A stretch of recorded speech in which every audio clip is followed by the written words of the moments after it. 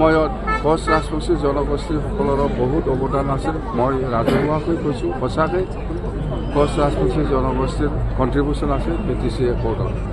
বঙালীসকলৰো contribution আছে, হিন্দীভাষীসকলৰো contribution আছে, বা মুছলিমসকলৰো কণ্ট্ৰিবিউশ্যন আছে। সকলো জাতি জনগোষ্ঠীৰ কণ্ট্ৰিবিউশ্যন আছে বুলি মই আজি কৈছোঁ, আৰু সেইটো সঁচাকৈ সকলো জাতি জনগোষ্ঠীৰ সহায় কৰাৰ কাৰণে আমি এই PTC চুক্তিটো কৰিব পাৰিছোঁ। আৰু এই PTC চুক্তি যিটো 10 ফেব্ৰুৱাৰী যিটো পালন কৰা হ'ব, ইয়াত BPF দল হিচাপে ইলেকশ্যন সময়ত যিখিনি প্ৰতিশ্ৰুতি দিছিলে, এই প্ৰতিশ্ৰুতিটো ফাৰ্ষ্ট গেৰেণ্টিটো আমি দিব আৰম্ভ কৰিব 10 ফেব্ৰুৱাৰী। আৰু 10 ফেব্ৰুৱাৰীত মেট্ৰিক পৰীক্ষা আৰম্ভ কৰিব, সেইটো আমি সেইকাৰণে যিবিলাক আমাৰ এই 10 ফেব্ৰুৱাৰীটো আমি চেলিব্ৰেট কৰিব, সেইটো পৰীক্ষা পৰা অলপ দূৰত কৰিব লাগিব। অলপ দূৰত মই কৰিব দিছোঁ, আমি ডাইৰেকশ্যন দিয়া কথা দিছোঁ। আজি হ'ল বুদ্ধ পূৰ্ণিমা, যেন হওক কিবা মাঘী পূৰ্ণিমা। আজি হ'ল মাঘী পূৰ্ণিমা। মাঘী পূৰ্ণিমা খুব পবিত্ৰ দিন আমাৰ কাৰণে, আৰু এই দিনতে আমাৰ বিশ্ববিখ্যাত বীৰ চিলাৰায়ৰ জন্ম দিৱস আজি আমি পালন কৰিছোঁ। আৰু আজি আপোনালোকে সকলোৱে জানে অসমৰ মুখ্যমন্ত্ৰী ডক্টৰ হিমন্ত বিশ্ব শৰ্মা ডাঙৰীয়াৰো জন্মদিন।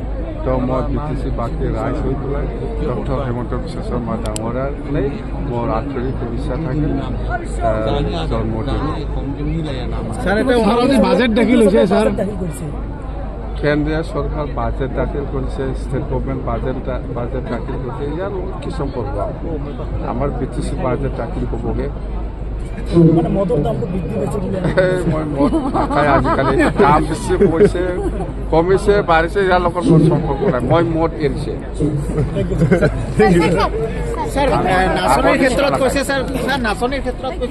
নাচনী মই ভাল পাই পেলাই আমাৰ দলৰ পৰা আজি কোচ ৰাজবংশী জনগোষ্ঠীৰ যিটো খ্ৰীষ্টান যিটো নৃত্য, সেইটো ভাল পাই পেলাই মই দলৰ হৈ পেলাই প্ৰত্যেক নাচনীসকলক 5,000 ইচ দিয়া হ'ব বুলি ঘোষণা কৰিছে।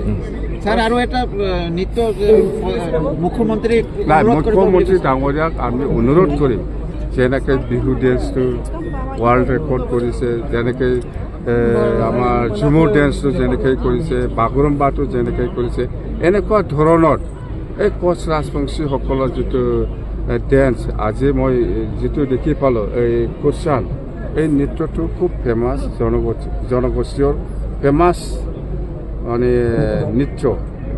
সেইটো হিমন্ত বিশ্ব শৰ্মা ডাঙৰীয়াক, অসমৰ মুখ্যমন্ত্ৰী হিমন্ত বিশ্ব শৰ্মা ডাঙৰীয়াক মই অনুৰোধ কৰিম যে এই কোচ ৰাজবংশীসকলৰ যিটো নৃত্য, সেইটো এনেকুৱা 10,000 ৱৰ্ল্ড ৰেকৰ্ড কৰক।